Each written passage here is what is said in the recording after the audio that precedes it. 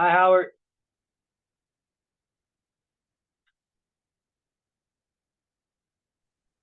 Hey, Coach. How you doing? Guess what?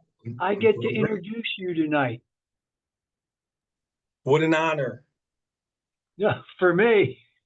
For me it is. I'll say, and starting at, and then you run out on the court. There we go.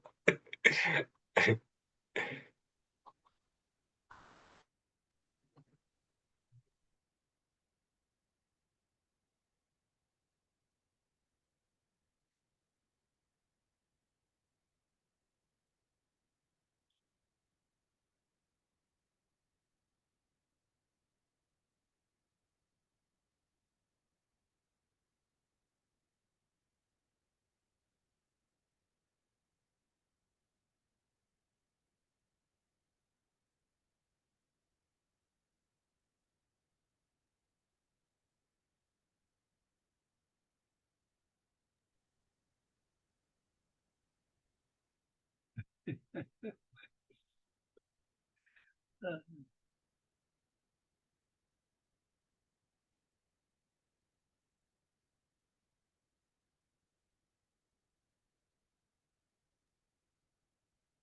Mr. Stone, I do want to let you know that we are live.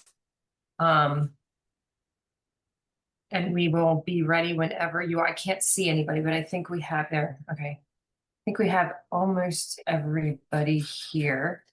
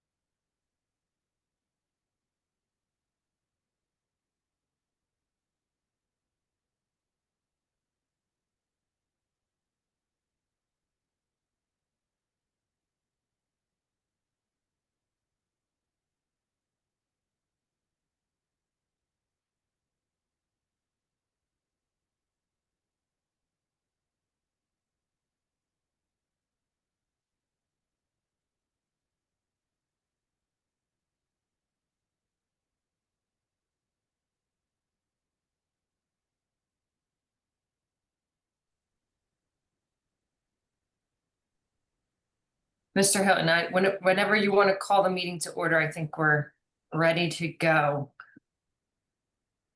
Okay. Well, with the powers vested in me by the voters of Pottstown, the Commonwealth of Pennsylvania, and the president of this board, I declare this meeting to be open. Wow. Glad to see you're in a good mood, Mr. Hilton. Yes, do we have any comment from the huddled masses? Oh, jeez. Not at this time, Mr. Hilton. All right. Well, I believe that Mr. Willauer has been detained. Is that correct, Mrs. Oakley? Not sure I'd call it detained, but he is not available this evening and has prepared a presentation for us. I think Mr. Santiago has that ready to go. So whenever he pulls that up, we'll start there. Okay, sounds good. Good evening, committee members. I apologize. I am unable to be present tonight, but I wanted to provide you with some updates on the anticipated projects at the administration building in Edgewood, as well as some clarification on the engineering. Start at the administration building with our heating and cooling systems, which are both original from 1969. EI had an estimate for full replacement of the equipment at a little over $1 million, which was from their June study. As we've discussed prior, I believe that we can get away from the central systems here and be able to provide adequate heating and cooling with rooftop units, which will be much more environmentally friendly as well as efficient. Next would be the windows and doors. It's definitely a safety concern, the state of the windows that we have here. Also, they're not very efficient, and having new heating and cooling systems, we want to make sure we're getting the best value we possibly can, which would be significantly increased by replacing the doors and windows in this building. This is just a rough number with the windows, 250,000. That number may be slightly less. And as far as the doors, we're looking at around 100,000 there. The roof here at the administration building, we're just looking at the Beach Street section, which would be all the pitched roofs on the building. The flat roof section, which would be above the boardroom, is done within the last several years. It is in good condition. The date on the pitched roofs is over 30 years old, and our crew has been patching and repairing over the last several years to keep us dry. We had an estimate from Tremco Roofing, which was done back in May, and we're looking at 400,000 to reshingle the roof here. Over at Edgewood, we have similar central systems with the chiller and boilers there. EI's estimate was a little over 1.2 million. And again, I believe we can get away from these central systems to go to more efficient rooftops for some sections of the building, and also some newer style units, which I'll be glad to dive into later, that are very efficient and eco-friendly to provide adequate heating and cooling for the other parts of the building. EI was looking at the central systems there. I believe we'll be a little lower on this, but there's a fair amount of work involved over what's needed at the administration building. So we will be around a $1 million mark for the HVAC there.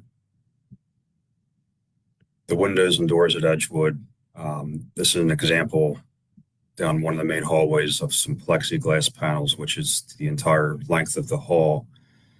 And the deficiencies you can see in the glass there, that's actually sun damage. So the glass is weakened, definitely a security risk, as well as the efficiency is very low on these windows. The door shown down on the right here is just an example of a repair that was done to keep the door to operate properly. And we're looking, again, a very rough number of 250,000 for the windows. And we have a solid estimate that was done back in May for a grant that we wrote for replacing all exterior doors, and that came in at 135,000. The roof at Edgewood would need a full replacement. It's all flat roof, aged over 30 years. And Tremco also gave us an estimate of 1.9 million to do the work there.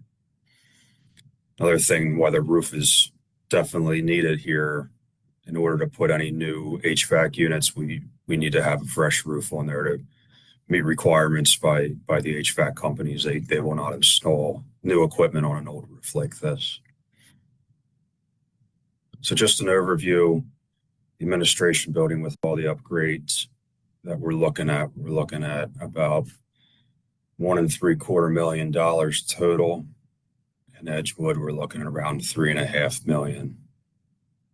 I want to also touch, Mr. Hilton asked for approval for me to start getting engineering done for these projects.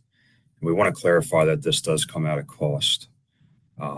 This is an estimate. As a rule, we're roughly somewhere around 10% of total projects for engineering and architect work to be done. So we're looking at around 90 to 135,000 for the administration building, and Edgewood between 110 and 150,000. Now the roofs would be exempt from this. Tremco does have their drawings done by a certified engineer, and that price is included in the quotes for the roofing projects. But for all the HVAC work, windows and doors, we would need to have engineered. One main reason for this the architectural drawings, keeps the contractors on point, keeps us protected by the architect as far as any liability or anything the contractor does has to meet the standards. So in a way, it's adding an extra level of safety for the district. So I highly recommend that we go this route for these projects. I will be glad to answer any questions anyone has or provide any further clarification, and we'll look forward to doing so. Hope you all have a good evening.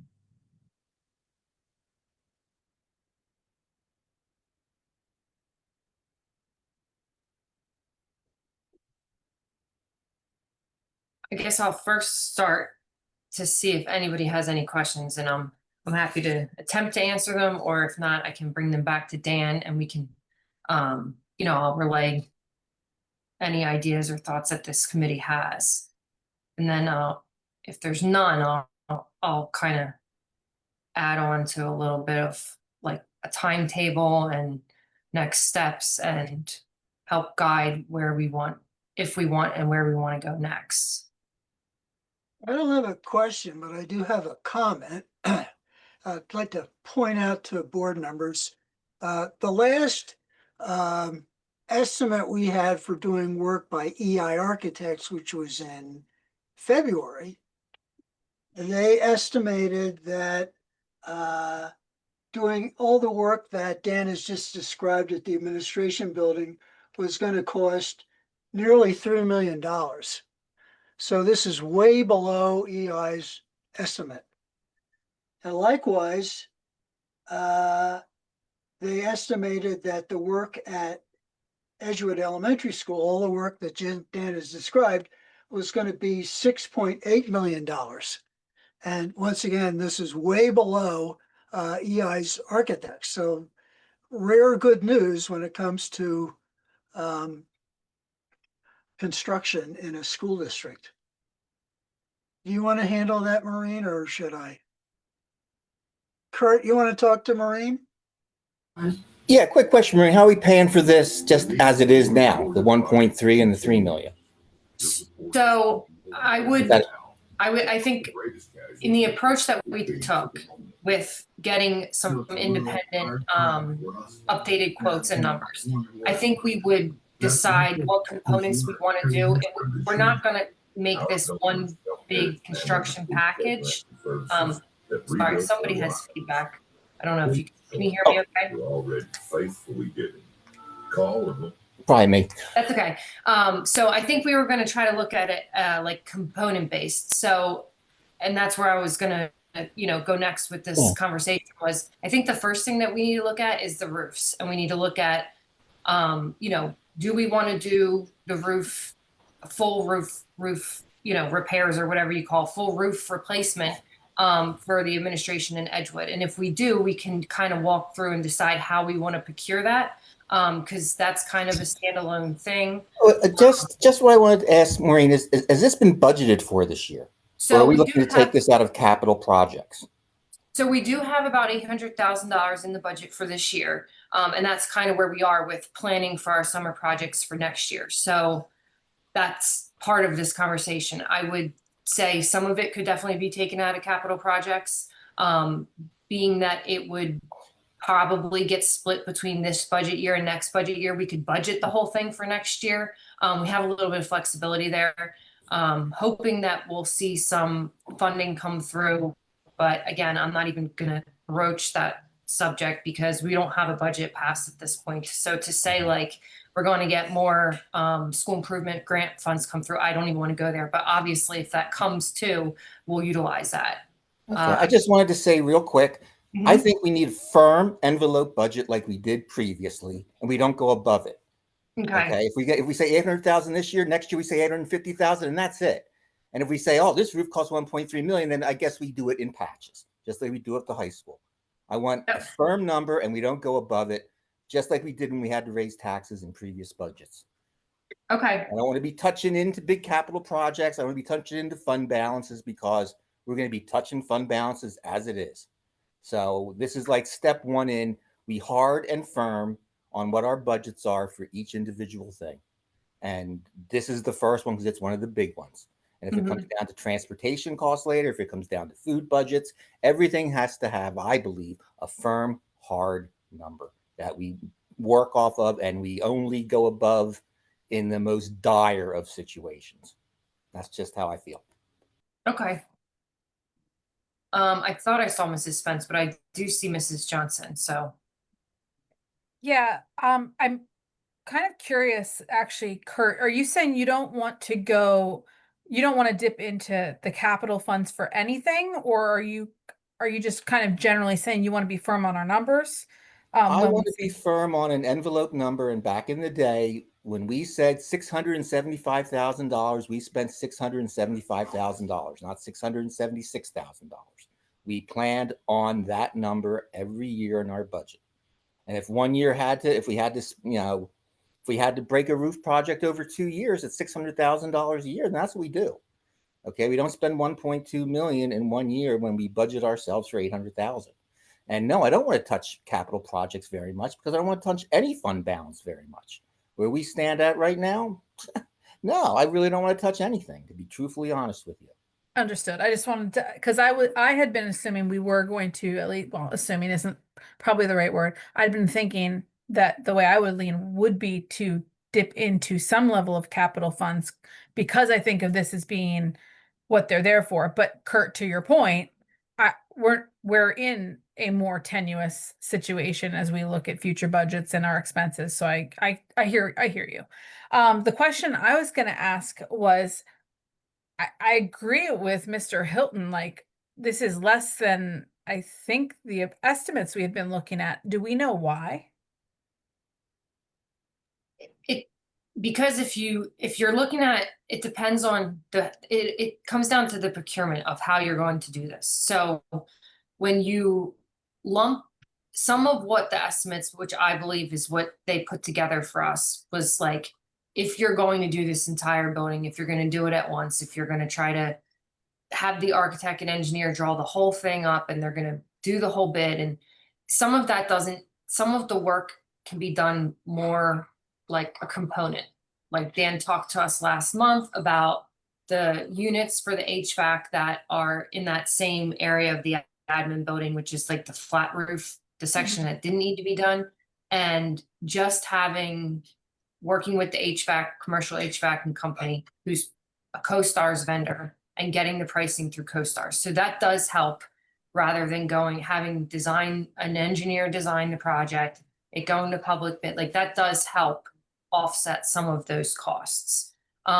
Those were rough estimates. So as we look into, components, we can tweak whatever the project scope, we get to decide exactly what that is. So are there things here that we wouldn't be doing then, or is it just a matter of I'd have to go when you back and look break it at up? Yeah, the study and see, because I think when we talked about like repairing our buildings and bringing them up to, like, I'm sure that it includes some like aesthetics and paints and stuff like that. This is strictly what Mr. Hilton had asked us to do, was like strictly look at like the roof, the windows and the mechanicals, and just focus on those areas and making sure that we don't have 30, 40-year-old systems and roofs on. Okay, thank you. Sure. Mr. Amato? Yes, thank you. So Mrs. Johnson, I think, got to part of what my question is. So to Mr. Hilton's point, there's not a little bit of difference between those two sets of numbers. There's a big difference between those two sets of numbers.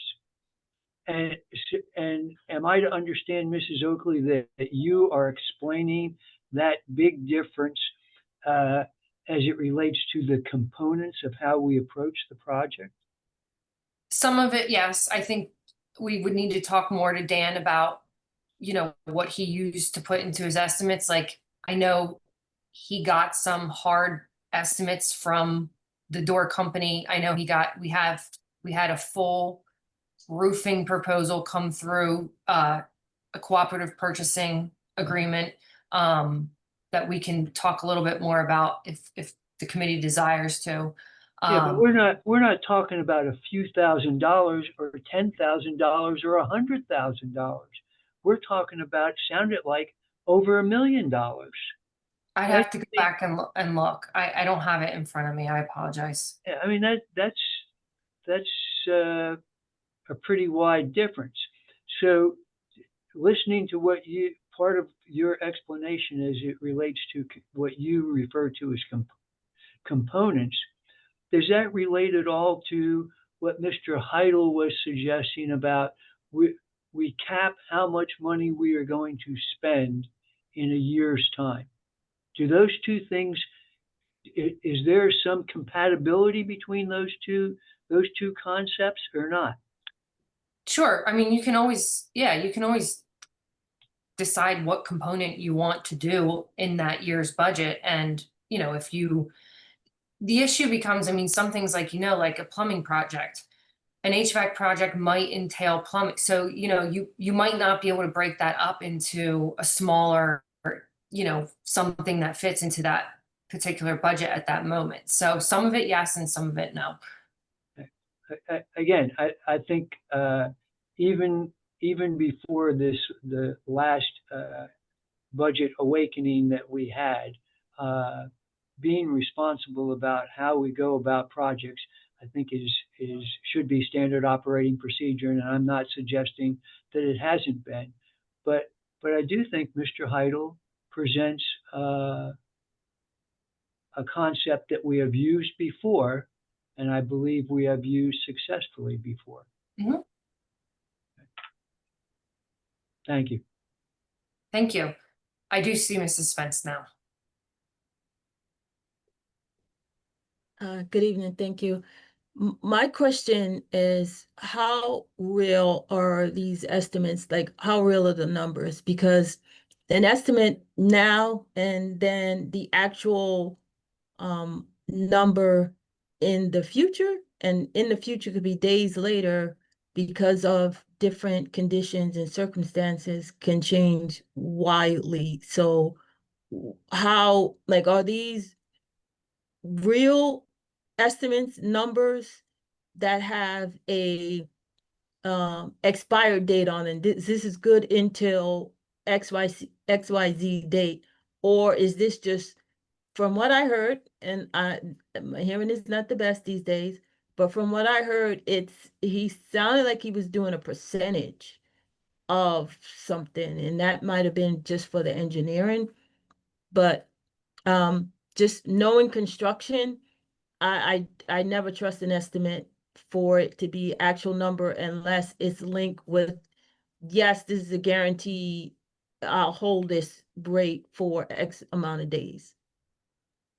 Sure. So some of what he explained was certain mechanicals like the HVAC, the larger HVAC system at the admin building, the main component, the entire HVAC system at Edgewood, those would all need to be designed. So he's basing the engineering fees at 10%, which is industry standard for basis, on the estimates that we had already received. Not estimates, I mean, the I guess, high look quote that EI Architects came in and said, these systems would cost about, X. And yes, with the market changing, and it all depends on, who's available to do the installation, it would obviously be a bid project. So those are high level estimates.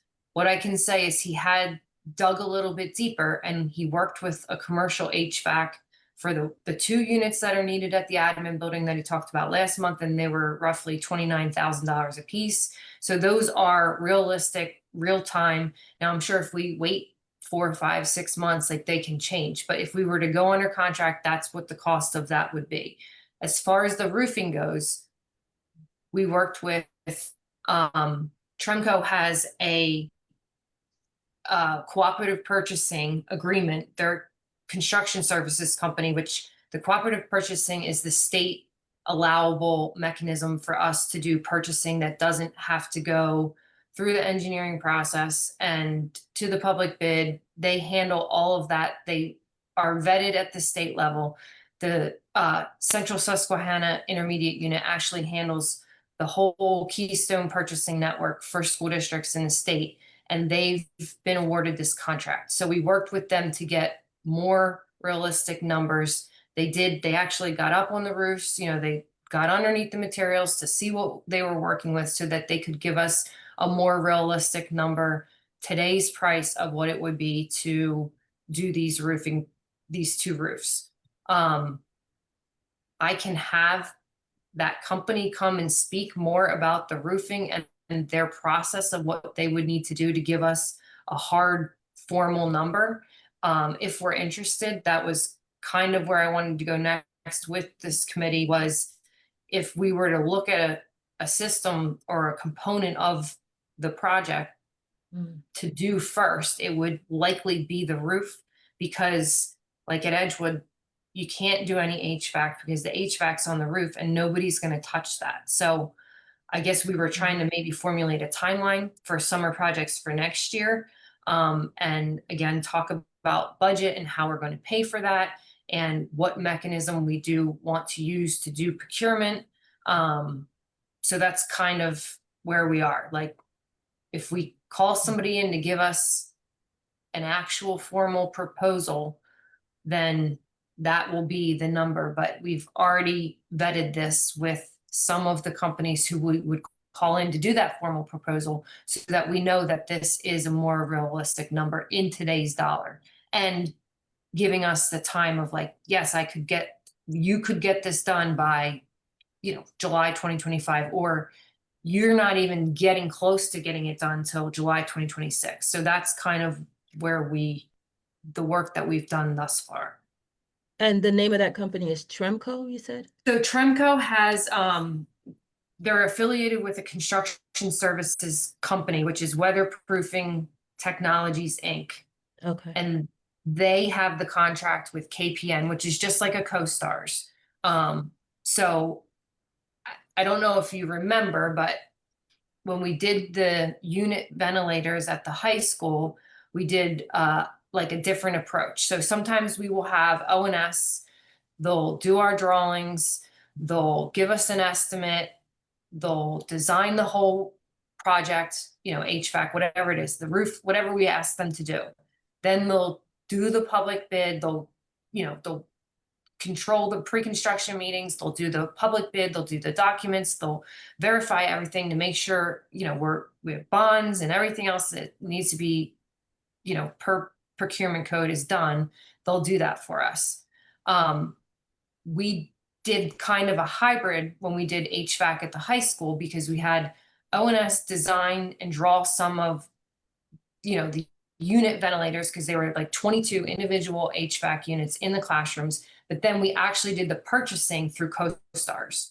So it all depends on the component of what we're looking at to do replacement. And then we can do everything through an architect or an engineer. I mean, you can do projects that way, but we're trying to cut it down. So yes, we fit into our defined budget for that period of time, whether it like be next year's summer or whatever, and keep that project so we can control a little bit more. It's more of like piecemealing it. So yeah, sure. If you have the general contractor come in, they'll do your windows, your kitchen, your painting, your everything. But if you decide, I'm strictly going to just do this woodworking in this room, you kind of control a little bit more of like, exactly, I want this painter to finish it and I want this carpenter to come in, and you can kind of chop it down into different ways and procure it a little bit differently. I hope I'm explaining that a little bit better. Yeah, absolutely. I Okay. understand it. I'm a real estate broker.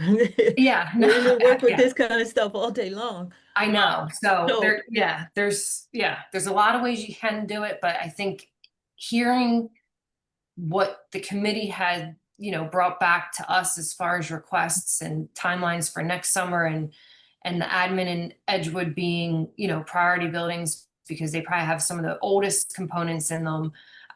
I think we're just trying to gather information, give options, firm up numbers, get realistic timelines so that we can decide what we want to do. Okay, and so we're allowed, even though we're Montgomery County, to use Susquehanna Intermediate? Okay, So the Keystone Purchasing Network, they do, it's a vetted, purchasing program where they do every, however many years out they're allowed to do.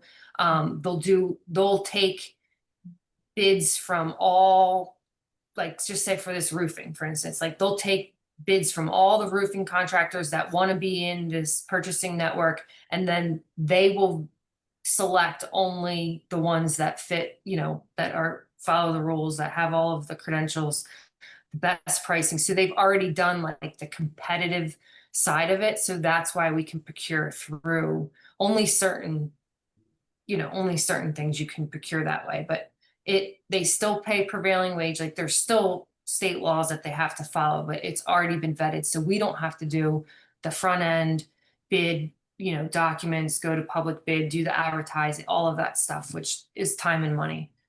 okay, understood. Thank you. I'd be interested in hearing from Tremco. Okay. Thank you. Mrs. Bearden, thank you. Thank you. So what I had previously done for our team was by request to make sure that anything that we received as far as bids and contracts and values and proposals for any services that we needed, my request was always that we had things kind of targeted as a red priority, yellow, we're approaching and possibly could slide quickly, and then green, we're pretty much, this is good, or it's aesthetics only, or whatever. And when we got to that portion and we had that funding and we were ready, then we moved on to the aesthetics to beautify and prettify, whatever. So my ask is, will this report and this review or summary or analysis that's being done, will that encompass that same sort of scenario? Because that's how we managed to stay in budget. We selected those high priority areas first, and when we saw the need, we scheduled them out, right? And we had them done over a period of time. So we weren't going past what we had approved. And to that point, we knew, and we always know, that there's going to be change orders. No matter the contractor, no matter how good someone bids on a project, there's always the unknowns, right? Because we've all been in that industry, even if we've had work done in our residence. So we intentionally captured only select projects at a certain time, knowing there would be room for cushion for change orders. So first is to make sure that we will have that red light, yellow light, green light for us board members to be able to review and pick and choose an a la carte. And the second is to make sure that as a board, we are knowing that there's always the unknowns, no matter how great the subs are, that there will be possibly, change orders necessary. Some can be quite small and some could be quite large. So we want to be fiscally responsible, and we know that things are coming that aren't so cushy. So can we have those two items in mind for this analysis? Yeah, yes, absolutely. I will definitely relay that. I will say, as far as like the red, yellow, green, we did have a roof leak at the administration building a few months ago, and it was due to, the roof. So I think we're way beyond our life of the roof, of the pitched roof at the administration building.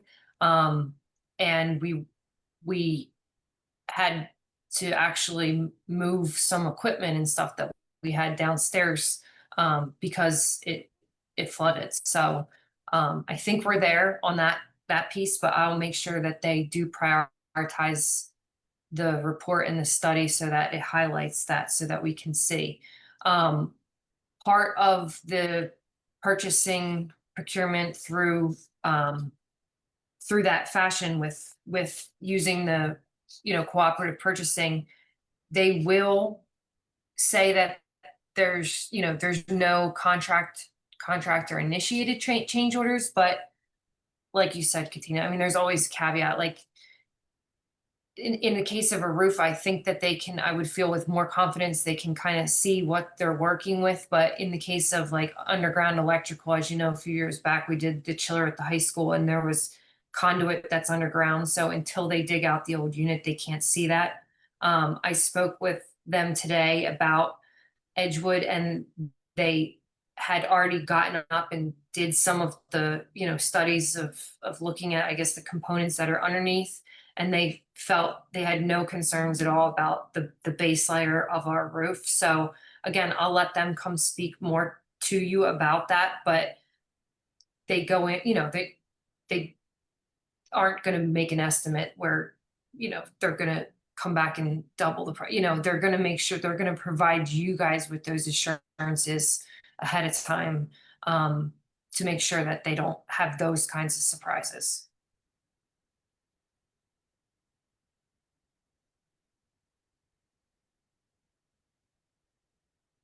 Okay, if there are no more questions, Mrs. Oakley, we can move on to the finance portion of the meeting.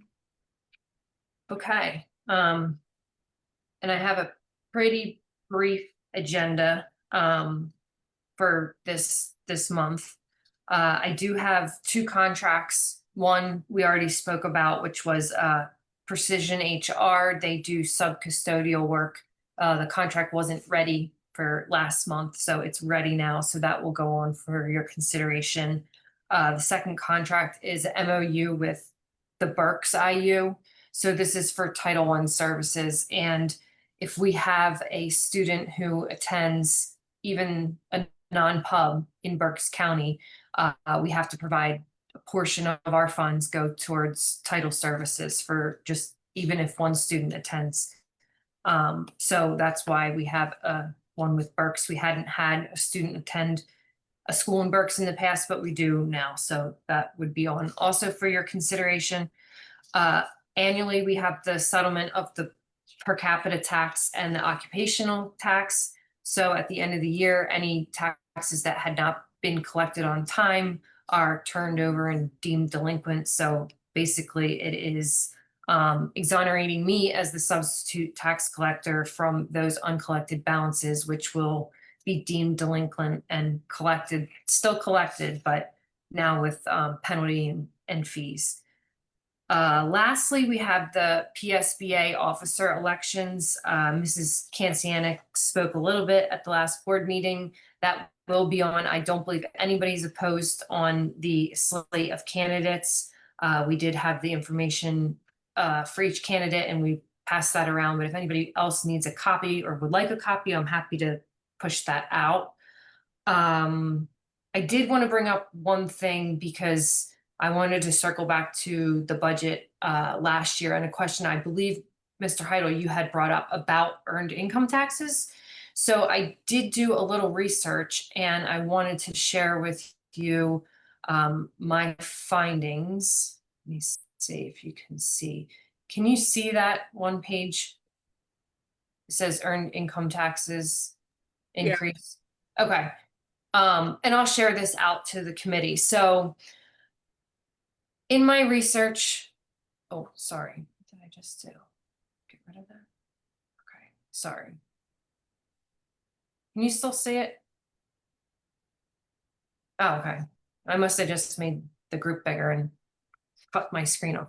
Okay, so under Act 1, it does allow for us to raise our EIT. However, you have to, in year 1, it has to be revenue neutral. Also, you have to put forth a tax study commission, and they need, and they would study the need and feasibility of the tax increase. So it needs to go on for a referendum vote, which would be posed during the odd year of the general election on a ballot. We do have an occupational assessment tax, so we could eliminate that tax in exchange for a higher EIT rate. But again, it must be revenue neutral in 1 year. So if we were to not change the occupation assessment tax, we would have to offset our real estate tax in year one by the amount that we would be looking to increase our EIT, if that makes sense. So I just wanted to bring that finding to the group. And I'm happy to do more research if we desire, but it would need to go on the ballot as a question. So I'm just not sure. I mean, I wanted to take more questions from the group before I kind of dove in and added my questions to that process and what that would look like. And I see Mrs. Johnson. I was just going to ask for a bit more clarity about what was the context this was raised in. I have this recollection of it, but I'm not placing what the goal was.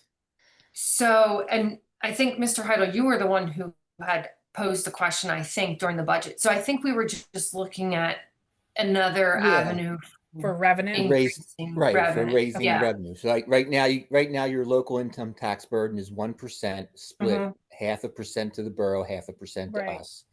I didn't know occupation. Is occupation tax once again split 50% between the district and the borough? I have to check. I don't think so, but I would have to check. I questioned how the occupation tax, like how the rates are set, and I know Oh, they're set at the county level. Yeah, So yeah. I yeah, mean, it's That could be occupation based. Yeah. If you're 17 years old and you actually have a job, you pay occupation tax. Mhm. You could be a homeowner, you could be the CEO of a corporation. It's taxed differently, but it's Mhm. taxed based upon every occupation has a certain number attached to it. So Yeah, that's how they and base those it. come from the county. Yeah, so I Yes. don't know how they do their Yeah. of who gets to pay what. I mean, I could also Yeah. try to look into that a little bit too if we were more curious, but I did want to bring this back because it did come up and I didn't want to wait if there was a big desire, like it needs to go on a ballot. So I mean, we would want to start all of that process at some point, Well, you know. I seriously doubt anyone votes to raise their taxes. That's one of the problems they have in the state of Delaware with their schools. Can't raise taxes without voting for it, and people won't vote to raise their school taxes. So, I mean, the only thing I was looking at is, was there a way to earn more money off of it? Yeah. And it sounds like it's a lot more effort than it would pay. And you have to be revenue neutral as well, too. So, Yeah.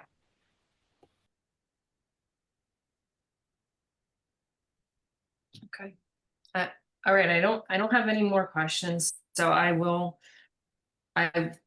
turn it back to Mr. Hilton because I think we need to have another opportunity for public comment.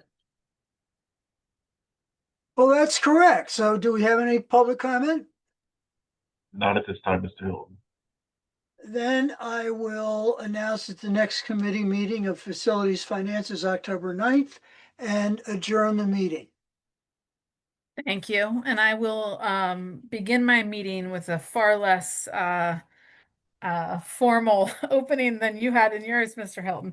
We're gonna have the public relations and community engagement meeting now. We're gonna open up. Well, I guess I have to ask for public comment first. Are there any public comments? Not at this time, Mrs. Johnson. Thank you.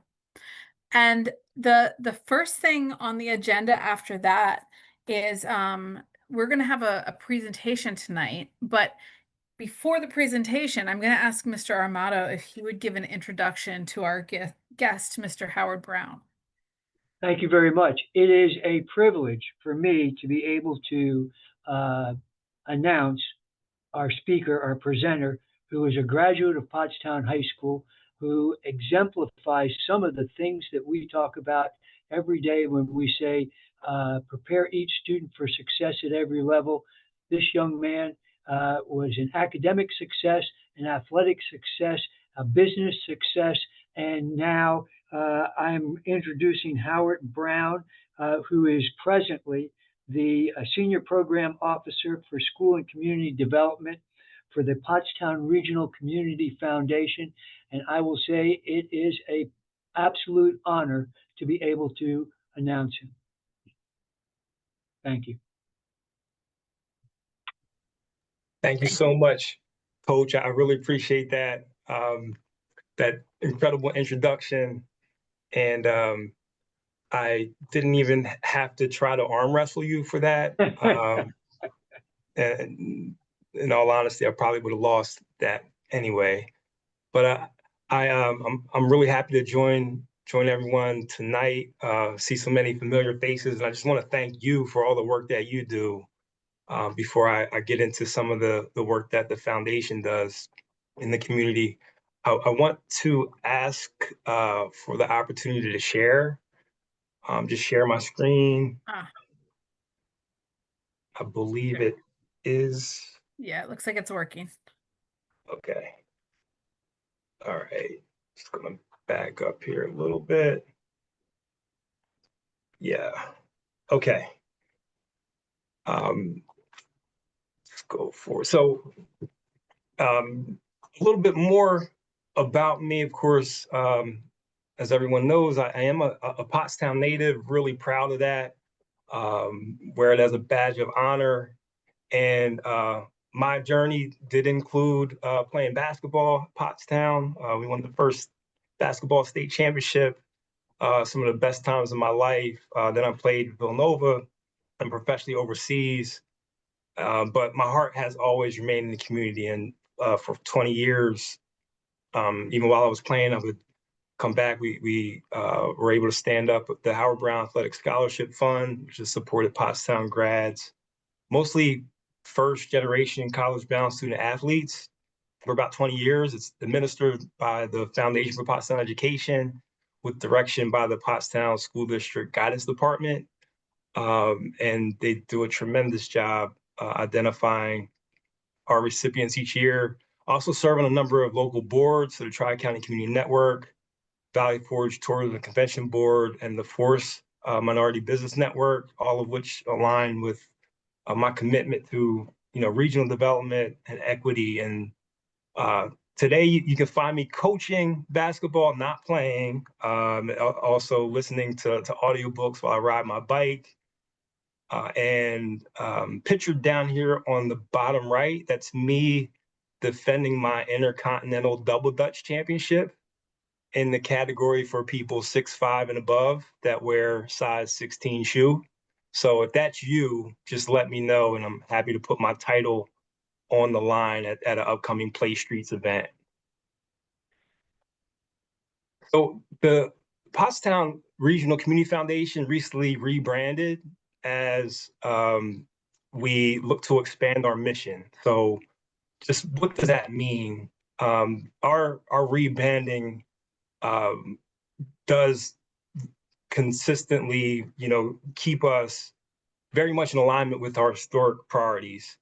And that rebranding allows us to, do more, but keep our purpose largely the same. So we serve as a catalyst for community philanthropy. We're looking to drive equitable solutions in health, education, and economic opportunity. We continue to span 3 counties across the greater Pottstown region. And this transformation does signify broader capacity, so stronger fundraising capabilities and deeper donor relationships as a community foundation. So to sum it up, we will continue with our core grant making and programming. And with donor support, we're seeking to do more. And a private example of this is the Smith Family Fund. It's in memory of Diana Smith, a longtime school nurse who worked in the Boyertown area school district and the Tri-County for many years. And this fund is a loan forgiveness scholarship that the family set up in her honor, supporting behavioral health professionals and registered nurses in the area. And it pays down their student debt if they commit to serve locally. So that really supports a sustainable behavioral health workforce. And we're really proud of that. Another initiative is called the Dreams Project. And currently we are, really looking to survey our nonprofit community. We receive grant requests very frequently, but what are those dreams? What are those aspirations for our nonprofits? And the reason we're doing that is because sometimes there's capital projects, sometimes there's initiatives beyond just the day-to-day, serving individuals, meeting people where they're at and meeting those needs. This allows our nonprofits to kind of dream and look into the future and, hopefully connect those dreams with donors as our endowment and our pool grows. So our identity is just not a name change. It does represent new possibilities, but rest assured that is continued commitment to connect generosity with community needs. Just a little bit about our grant making. So in the last fiscal year, our last grant cycle, 2 rounds of grants, we received just under $6 million in grant requests and awarded $2.5 million across 92 projects. This reflects about an 82% approval rate, and our average grant amount is $27,000, just over $27,000. And these, what we call investments, are projects to benefit what's projected as just over 111,000 residents across this 10-mile radius surrounding Pottstown. So this underscores our commitment to health, wellness, and opportunity. And this current year, we've allocated $2.4 million to our grants impact budget. And that does not include dollars allocated to funds like the Community Voices Grant Fund that I'll speak to later. That is our core grant making that has been in place since the foundation's inception. And that strategy does continue to be data-driven and community-informed. And we really look to ensure that those funds are directed towards initiatives with, the opportunity for measurable impact and sustainable outcomes. So just a little bit of history. Since we were founded in 2003, back when Coach Armato was, just running through the neighborhood each and every day before school, we were founded off the sale of the Pottstown Memorial Medical Center, and Pottstown Regional Community Foundation has invested more than $57 million to the community. And some of those key milestones are here on the screen. The community health and dental care in 2008, this this organization that looks to expand medical and dental care has been a staple in the community, and our investment of just over $5 million has really turned into multiple millions of dollars in healthcare and serves thousands of individuals across our region each year. Another grant that I was really excited to learn about when I first joined the foundation and nurture with our team was the Pottstown Children's Discovery Center. So back in 2018, a simple contribution to a hands-on or learning experience has led to this hands-on learning hub for our children. And I do understand that our elementary school children will have an opportunity to visit the Discovery Center this year. So really excited about that. Our support for parks, so the Pottstown Area Regional Recreation Committee, they ensure that a multi-municipal collaborative group is in place to build upon parks, trails, and water access points. And this infrastructure spans 2 counties, and it provides sustainable funding for more than 1,700 acres of parkland and 8 miles of trails. Lastly, we've also supported some important studies along the way. And in 2019, we partnered with the Urban Land Institute to guide inclusive redevelopment, demonstrating our commitment to urban and economic revitalization. And shortly thereafter, we were able to pivot at the time of the COVID-19 pandemic and provide emergency aid for nonprofits and small businesses. And that did include a challenge grant to support laptops for Pottstown students.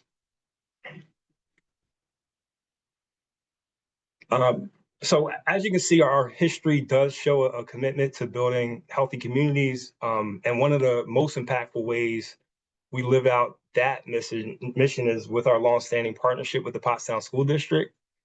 And that partnership is at the heart of the School Wellness Initiative. So a little bit of history about the School Wellness Initiative, as well as our partnership with the Pottstown School District. So we've awarded more than 40 grants, just under 3.5 million with our grants. And our first grant with Pottstown School District was 2006, and it launched a 2-year Safe Schools Healthy Students Partnership to plan and secure federal funding. And over time, we supported the Early Childhood Education Collaborative called PEAK, Pottstown Early Action for Kindergarten Readiness. We've supported mental health services, so, in partnership with the school district and Creative Health, as well as the area's first full-time wellness coordinator position that was in Pottstown. More recently, the support for the fitness center enhancements and our wellness coordinator and works, Corey Wilson alongside Justin Baker. They work to implement the grant funded program that supports more than 3,000 students in all the school buildings and in the community. Some of the other support that we've provided was also for the Strive Initiative, which prepares students for future success through mentorships and skill building. Great implementation of technology and other infrastructure for the creative arts and the Strive Initiative, and the work that the school district does in partnership with their work really aligns with our grant making results, as well as the state education requirements for social emotional learning and career and technical education. So really proud about our ability to nurture that relationship through our funding, as well as bridging some gaps to the community. But beyond grant making, there are also many touch points. For example, I currently serve on the new Pottstown Community Coalition for Youth, the Communities That Care model that's being supported through Family Services of Montgomery County. And almost all of my team serves as advisors for the CTE program. So we're very much involved in a number of ways. More will be mentioned throughout this presentation. So the School Wellness Initiative is one of those programs that is multifaceted. So beyond grant making or a grant, there are also 3 other components of the program. And since 2004, the foundation has awarded more than 14 million to grants across 7 public school districts, a number of private schools, and the focus is really on fostering this culture of wellness across the region. Core to our grant making is a partnership with the Medical University of South Carolina. It's called the School Wellness Checklist Challenge. It's a evidence-based program where building personnel self-select policies and programs that infuse wellness into the schools. And now that program reaches over 33,000 students in 40 school buildings. And at the end of the program, the schools are recognized, many grants are awarded, and the staff really utilize this for planning their wellness activities throughout the year. So it's multifaceted. There's mental health, there's nutrition, physical activity, but there's also school culture, educator, stress reduction, and you name it. This is a really comprehensive program, and it's a privilege to partner with not only Pottstown but schools across our region to implement this, because the relationship that the foundation has with our schools is really unique, and I'm really proud of this long-standing relationship. This year, really happy to share that Edgewood Learning Academy will join School Wellness Checklist, so that will expand Pottstown School District participation. to 6 of the 7 school buildings. And this does continue to reinforce, your commitment to student and staff well-being, even in times of, uncertainty, change, staff turnover. So it's really, important. And I think their mini grants also are great as well. My first year here at the foundation, I wasn't directly involved in the programming, but somehow Franklin Elementary School, where I went to school, was the checklist challenge champion. And I was happy about that, but I think it may have raised some eyebrows. But really proud that Pottstown has been a champion for the challenge a number of years. In addition to that, the Healthy Bodies, Healthy Minds conference is another conference that I have the honor of leading. And this is an annual professional development conference. It provides Act 48 certifications, as well as like strategies and best practices for educators, and has trained thousands across the region since 2012. So mark your calendars for Tuesday, August 4th, 26. So before you know it, the school year will be over. Healthy Bodies, Healthy Minds will be right around the corner, and we'll be kicking off learning for Pottstown students once again. All right, I just have a few more slides, and then I'm happy to answer any questions. I know I'm kind of going fast through these slides, but I want to take a closer look at our grant making and our program areas. So this results framework that I refer to, it's a strategy that really focuses on 6 distinct focus areas, and it supports community progress through 3 different stages. So we call these the connect, the improve, and the change stage. And when we allocate our resources through our grant awards, we understand that not every nonprofit or not every project is going to, meet those that they're serving on each stage of that continuum.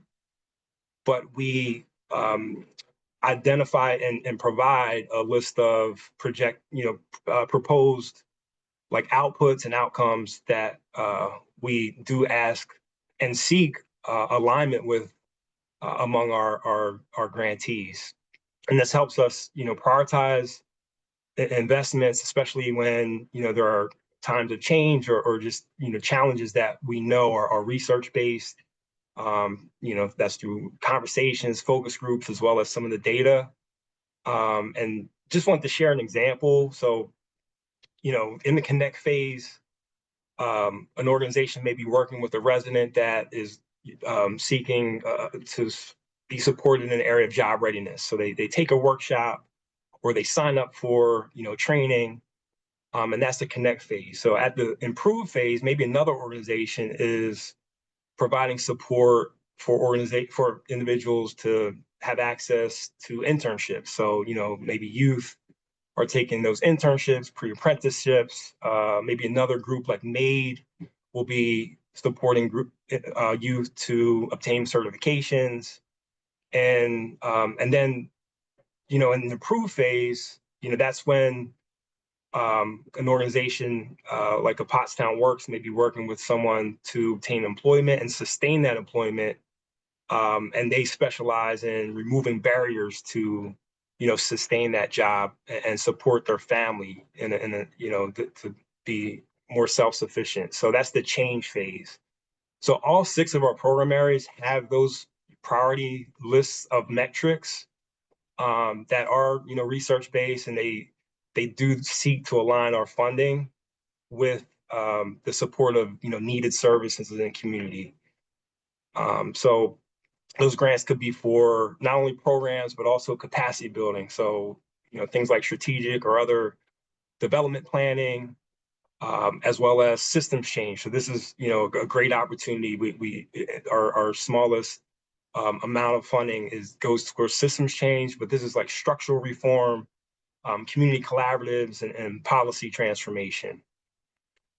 So in early childhood, our programming and our focus actually came from the legacy that Peak provided for us. So it really aims to ensure children are healthy and ready to learn when they begin their educational journey in kindergarten.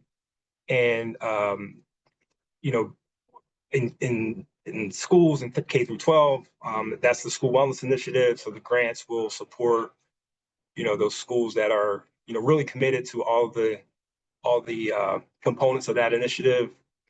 And then in youth preparedness, as I mentioned, with internships, apprenticeships, employment, and aligning SEL and college and career readiness, those are some of our priorities.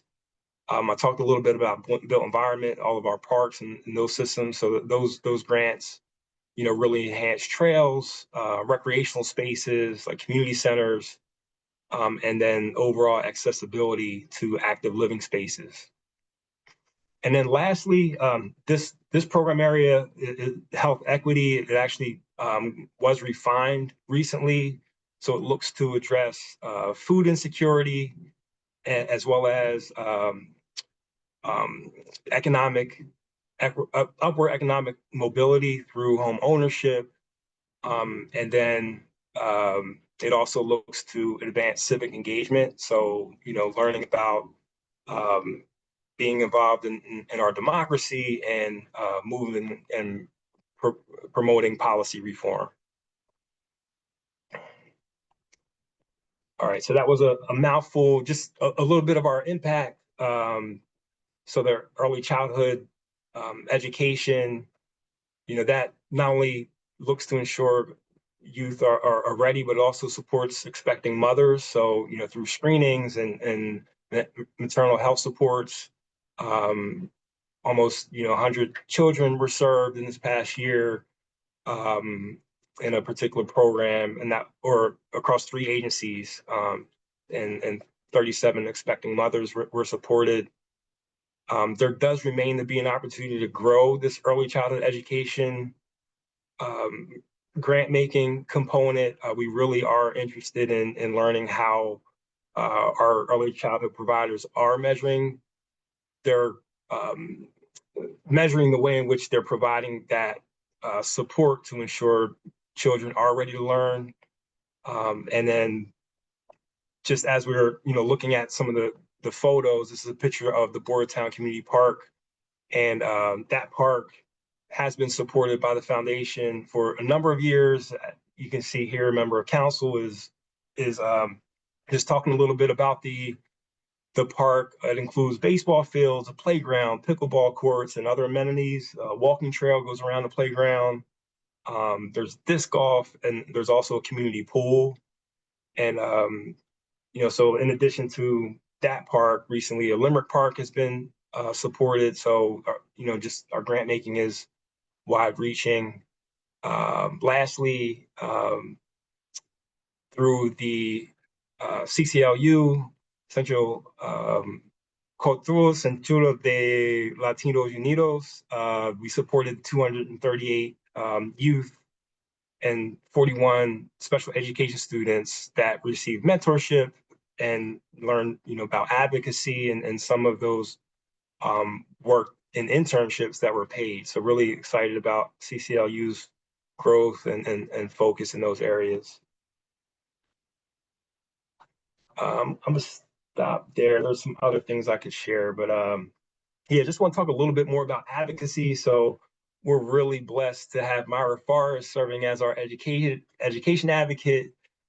She's, coupled her work with many that I see on this Zoom to secure, millions in annual funding for the school district since 2021. I do understand that there's a lot more to do, and I appreciate, everyone's work in this area.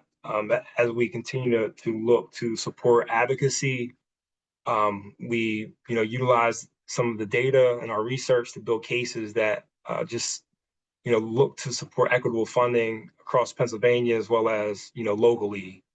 And our advocacy is really rooted in the belief that every resident deserves an opportunity to thrive. And as like I shared, we recently updated our metrics, especially in health equity and civic engagement, to advance education and more specifically in the advancement of people-centric policies, which is, really a topic that we're looking to not only support through our grant making, but also through some of the work that we do to promote learning across our nonprofits.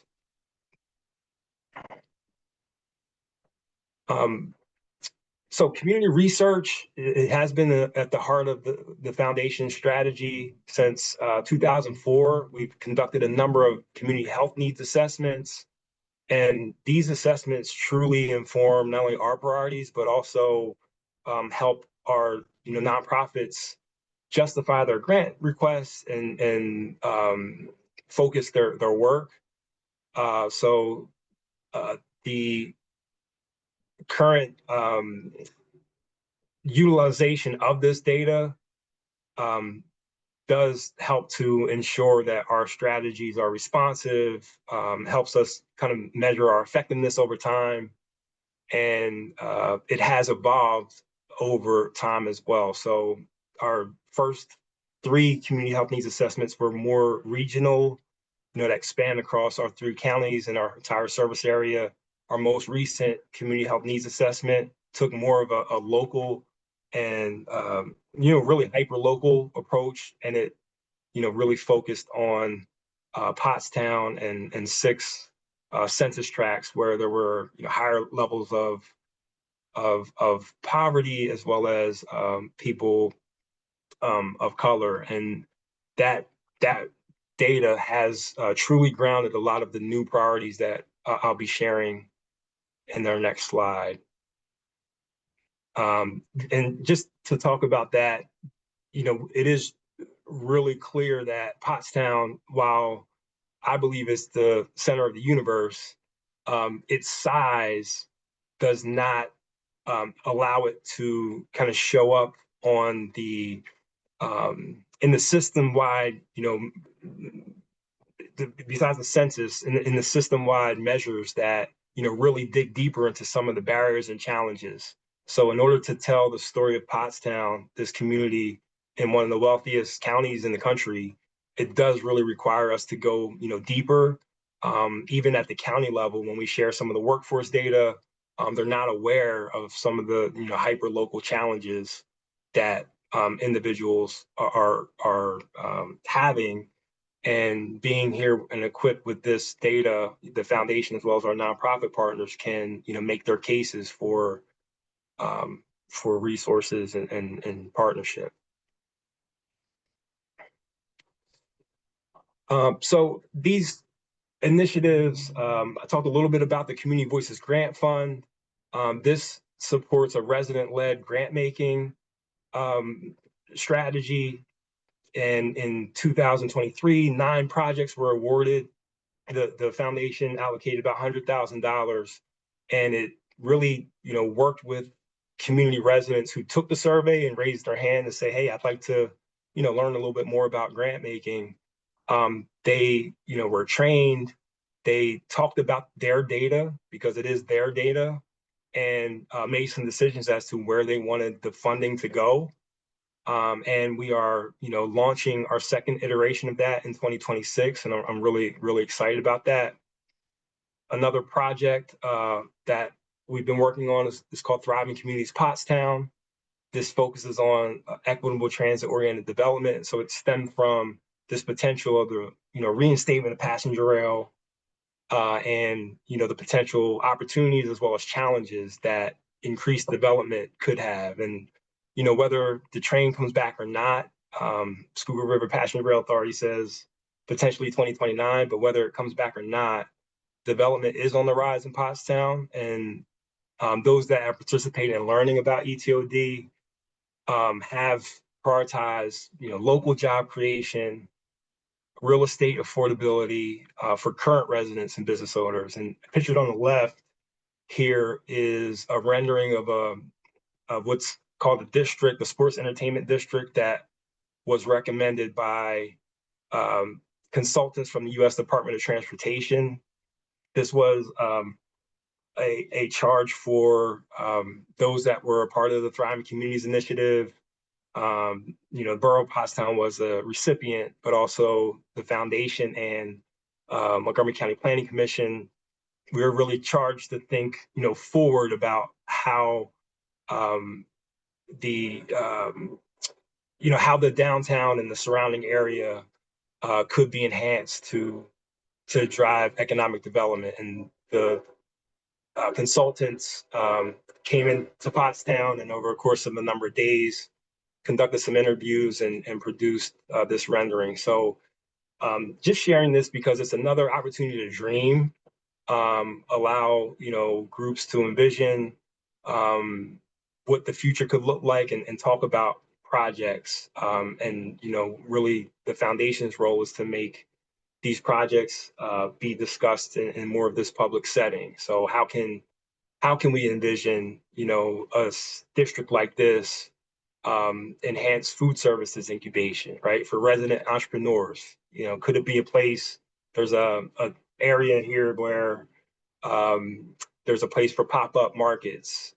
How can it be incubation for entrepreneurs? How could these local creative arts experts that you're training in the school district, be supported to entertain weekly attendees at what we know, is a $1 billion sports tourism industry. So it just allows us to kind of think through and imagine projects. We did a similar exercise with the Penn State University when Pottstown Children's Discovery Center was being conceptualized, and that was really cool. And it takes time, but it allows us to kind of think through some of these opportunities. But all that being said, this work actually justified a grant that was won by the U.S. Soccer Foundation in advance of the FIFA World Cup in 2026. So that's going to create a mini pitch, and there'll be more about that. I'm looking forward to sharing a lot more about that in the days ahead. Lastly, Play Streets. Play Streets hosted 18 events since 2022. It's engaged more than 1,500 participants in safe, active play in the neighborhoods. So community partners, more than 30 community partners have, set up safe play spaces for community members and talked about and shared their services. Many of you have been there, and it really has allowed for, again, youth for paid opportunities to showcase their DJ and podcasting skills that they've learned at the school. And then lastly, the food collaborative that the foundation has supported. It talks about food sustainability and healthy eating. And these place-based efforts really reflect our belief that communities thrive when residents lead and shape their own futures. So looking ahead, there's a data collaborative. Right now, it's a component of the Community Voices Grant Fund. So this is our lead program officer on that is Dr. Craig Callistra.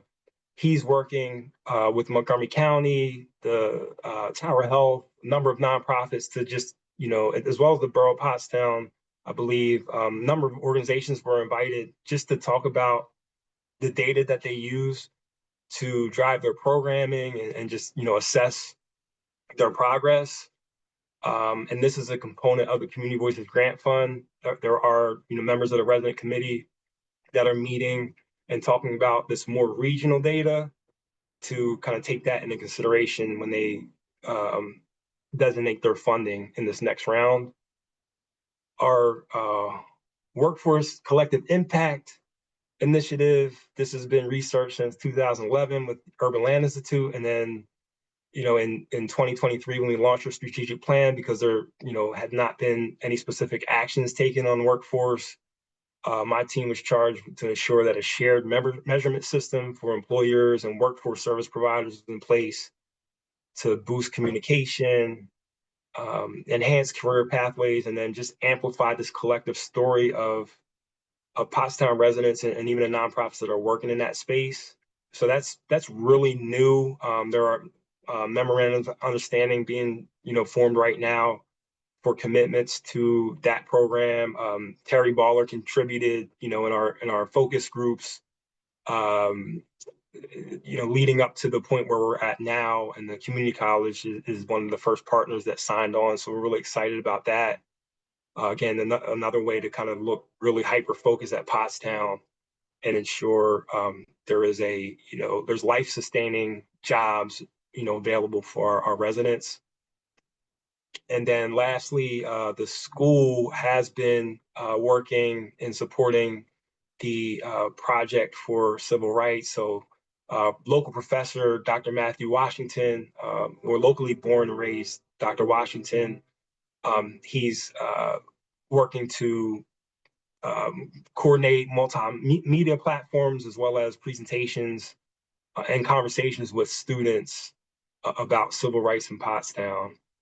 And down here, the sports entertainment district is down here as well. So, these are just things that I get excited about. I still tell people I feel like I haven't worked a day in my life. First it was basketball, and now I get to, really try to work to move initiatives and projects forward to support the community where I, was born and raised. So I appreciate your time. Really happy to answer any questions. And if you don't remember anything, so I've rambled on for like 20 minutes now, just remember two things. One, I am willing to put my double Dutch title on the line for anyone in my category. And then two, the Pottstown Regional Community Foundation is deeply rooted in Pottstown. We remain committed to promoting health, education, economic equity in this community, and we really appreciate the opportunity to partner with the Pottstown School District.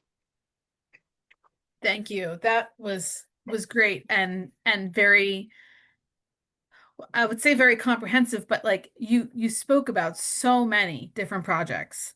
And I felt like I knew of most, but definitely not all of them. And it's just so neat to see how the foundation has been a part of so many of the different things that have really contributed fundamentally to our community. Just community was the word that just kept coming up over and over there. So, fellow community members or committee members, do you have any questions?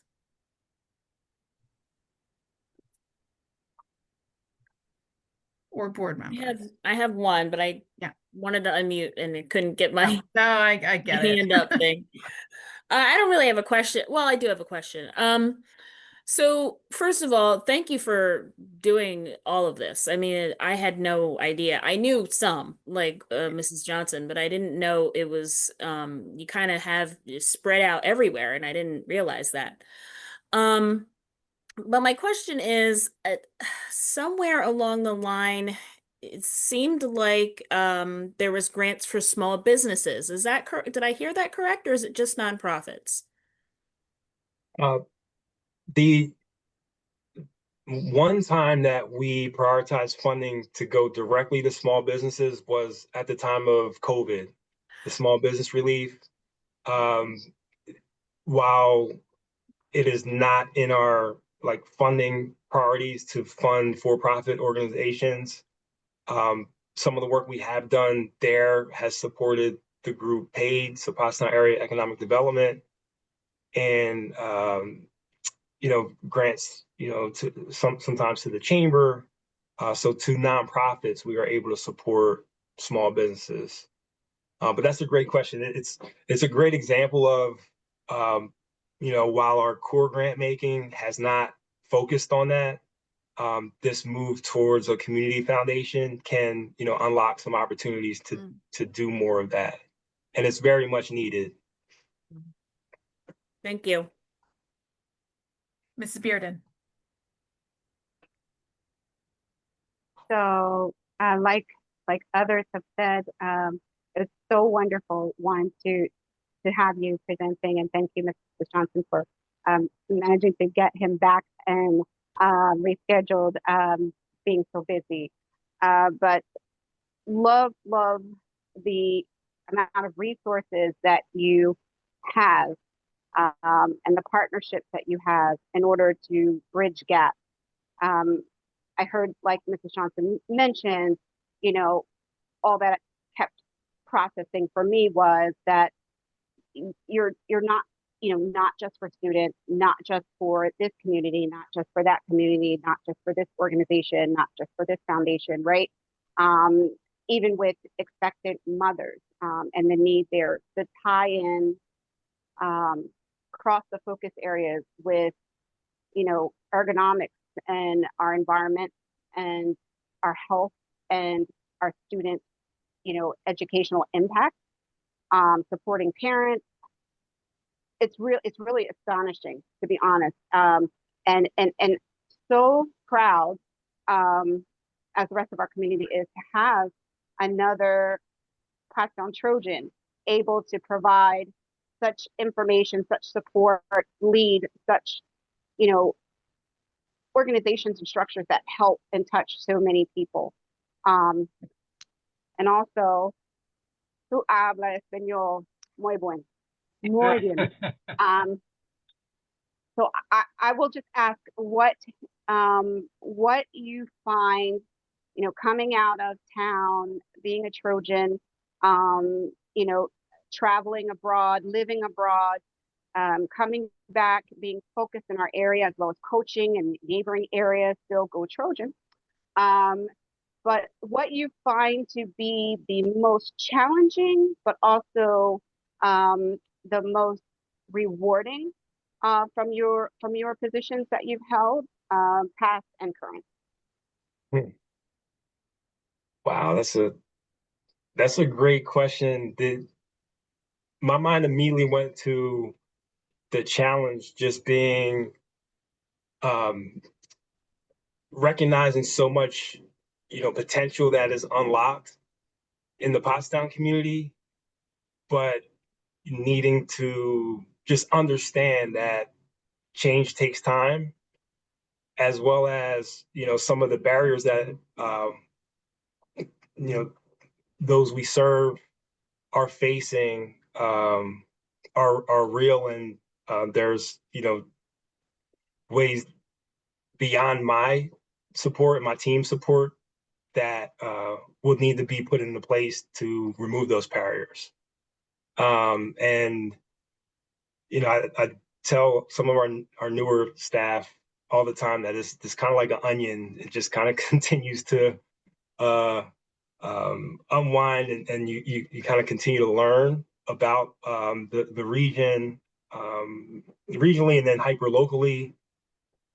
But right now, I think, you know, because of the our ability to kind of grow and identify more opportunities for resource deployment, the, you know, time is now to kind of you know, take more action, and I'm excited about that. So, you know, challenges, I understand it takes time, but I'm excited about, you know, just this thought of maybe taking a little bit more risk, and empowering more to take some steps forward with our support. Awesome. Thank you. Mr. Amato, did you want to say something? Your hand had been up. Well, I will just add to what others have already said. First, thank you for giving a very comprehensive report about what a vital service the foundation is paying, not only for Pottstown specific, but the surrounding community. I think it speaks very well of what our concept in the Pottstown community is, of working together and helping one another for the common good. And clearly, you are an excellent example of that. And when we talk about investing in the future, Pottstown School District invested in your future a number of years ago. And I will say that you have come back to pay it forward 10 times over.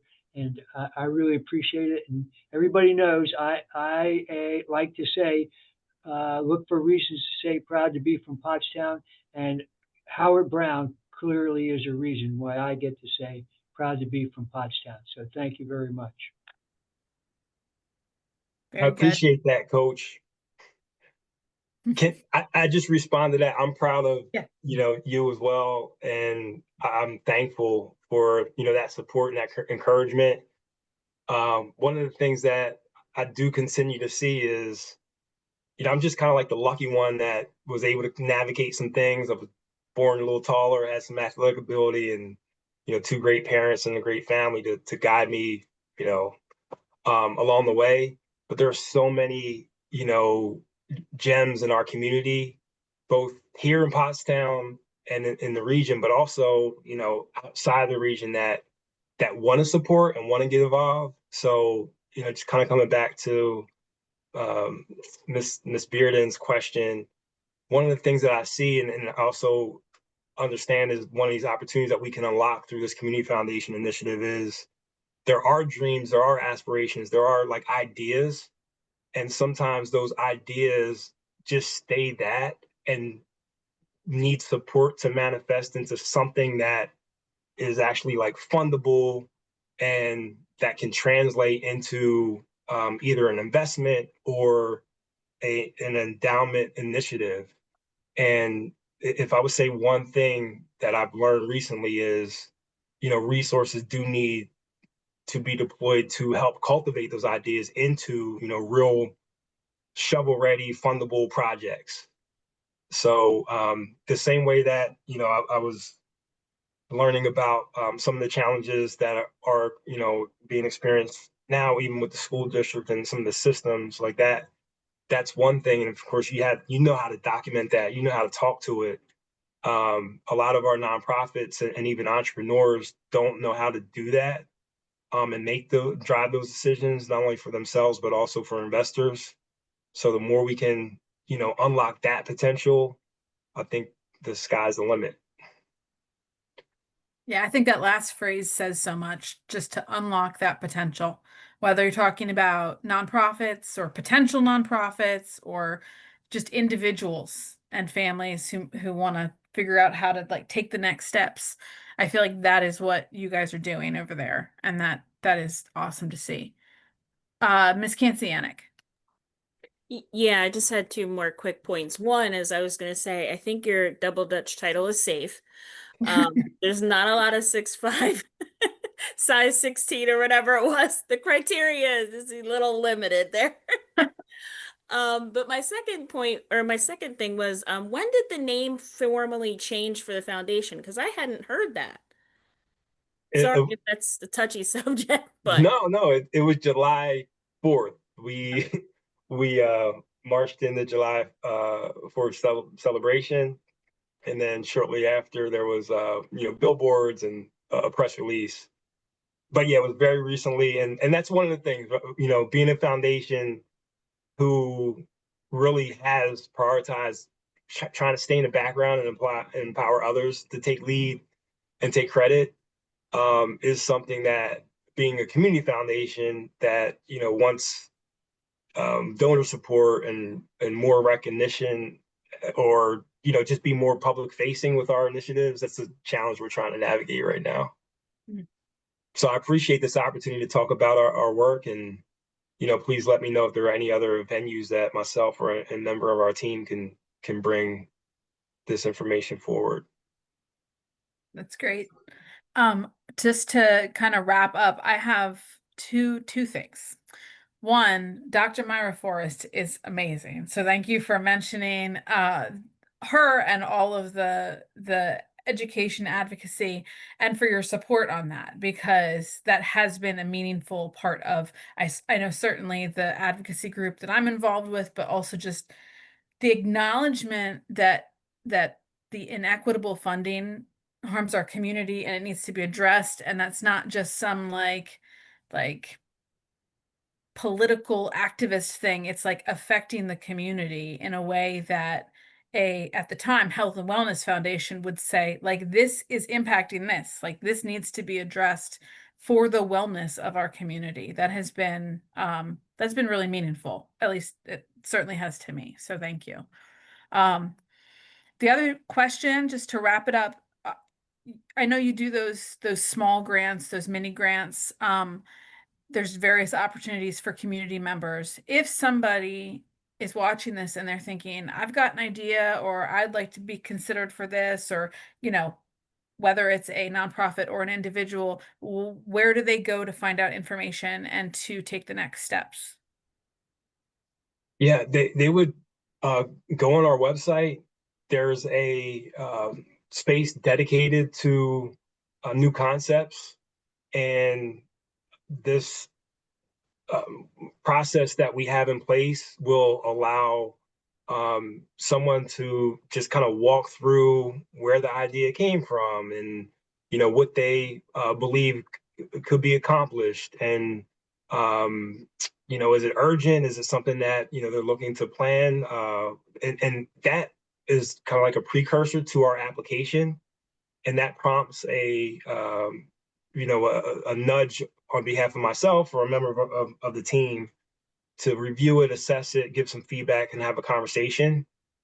We really appreciate that opportunity, because in addition to the grants and the funding, there are also things that we can support with directing to other resources, or try to ensure that there's collaboration, and or lack, that we don't duplicate anything, right? So that's really good. And then I really do like to talk about making applications more competitive, what that means, because it not only helps cultivate good ideas to come to us, but also to go to other funders for other support. So yeah, our website, pottstownfoundation.org, grant making, and then there'll be like a big button that says concept form, and you can just kind of guide yourself through that process, and we'll follow up. That is exactly what I was hoping to hear. Thank you. Thank you for being with us tonight. It is much appreciated. Thank you for giving your time. Thank you. Appreciate you all. Thanks. This was the bulk of our night. That was the plan already. One thing I would like to touch on before we wrap up the meeting is that advocacy piece. We normally have a little spot in this meeting for updates about state budget or federal things that might be impacting us. There's no new news really with the budget, other than the state budget, other than the SEPTA thing was kind of taken off the table because of a lawsuit that basically kind of pushed SEPTA to have to use, and the state to have to release capital funds for operational purposes, which certainly many will argue is not sustainable in the long term. But it is what is happening for now. So that takes one of the things that was stuck in the gears for the budget off the table, and there may be some movement coming. But honestly, I feel like every day that I think something's happening, it will get either pulled back a little, or the signs will become a little less clear. So we will see. I will say, because SEPTA is essentially off the table, as I understand it, that means education is really back to being like the top tier thing. Please call our representatives, particularly our senator, who has, speaks positively about Pottstown. She knows the good work that we do here. She knows we need funding, and supports cyber charter reform. On that side, on the Senate side, though, she is in the majority and has the ability to make an impact with her advocacy. And my hope is that she knows she needs to fight for us, and she needs to fight for cyber charter reform. She needs to fight for equitable school funding. So I would encourage board members, I would encourage community members to please reach out to Senator Pennycook, thank her for her support, ask her to fight hard for us in this budget, so that the Senate can come to an agreement with the House, and we can get something done, because this is a long time for a budget to drag out. Are there any questions on that front? Okay. I think that is it, other than, do we have any public comment? Yes, we have one. Mrs. Johnson. Okay. Thank you. Oh, and if it is Mercedes, definitely be welcome to go ahead and give an FAC update, because that is the other thing on the agenda.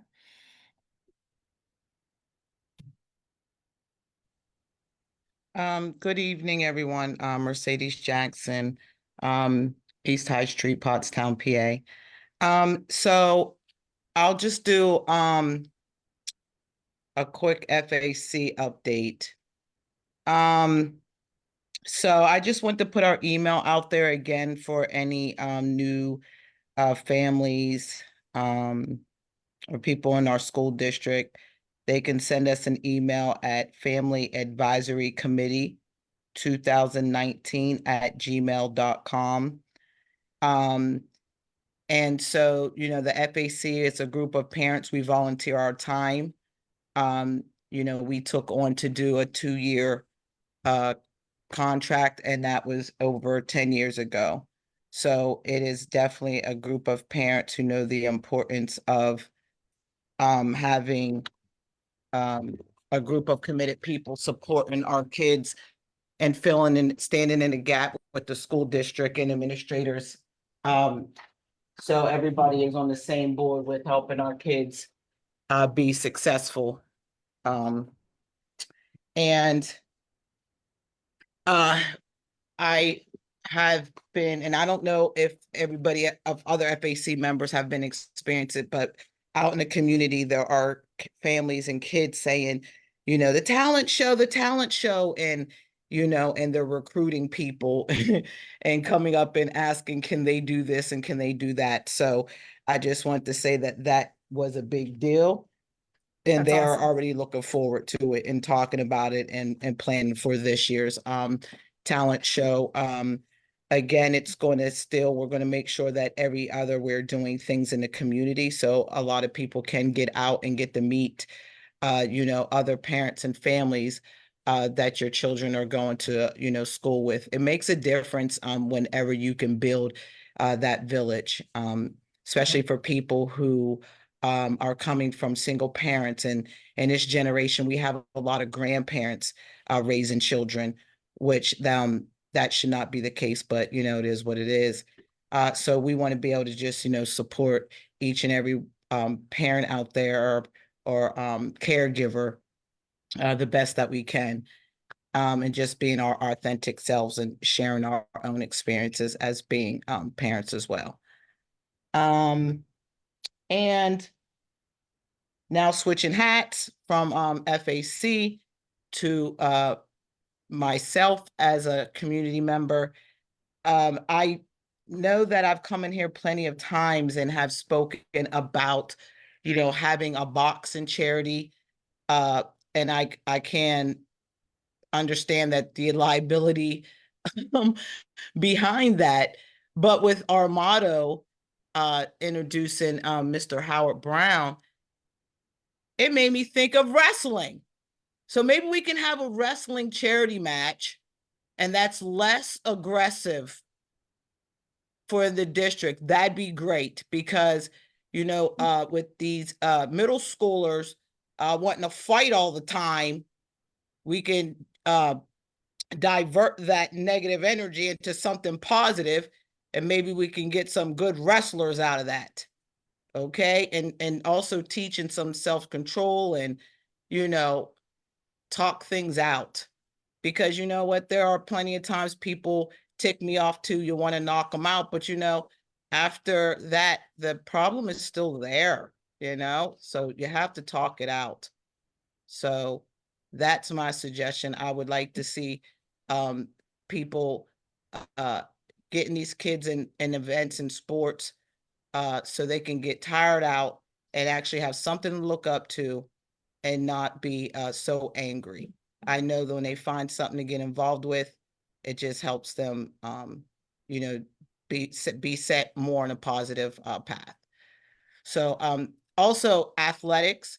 I don't know how the ordering process works, but if there's a way for, I don't know, I would say like women to have a say in maybe the clothes. I mean, because I just don't like how short the volleyball shorts are. They look like underwear. So, I mean, like, who's ordering this stuff? Now, some of these items, if you walked out into the street, you'd be charged with indecent exposure. So I don't understand why these uniforms are so revealing. So I want to put that out there. Maybe some parents or something could be a part of the ordering process or something. All right. Thank you so much for listening. I hope everybody has a blessed week. Thank you, Mercedes. And I'm wondering if we need a double Dutch charity fundraiser. That's what it sounds like. Yeah. Well, Okay. to Oh, Mercedes, yeah, to go ahead. Mercedes' point, you know, I am a very strong advocate of students being involved in co-curricular activities, whether they are athletic or non-athletic. And the more that we provide after-school programming in an organized way for our students, again, whether it be athletic or non-athletic, the more I think they profit from it and our entire community does. So thank you. Indeed. And Mercedes, I trust you'll let us know when there is a FAC event scheduled. Yes, ma'am. Thank you. Okay, well, seeing as if we still have a whole 40 seconds left, I think we'll close the meeting and call it a win that we weren't a minute later. Thank you everyone for participating tonight, and have a great evening. Our next meeting will be October, I don't have the agenda in front of me, but October 9th, I'm pretty sure is what it is. So see you later.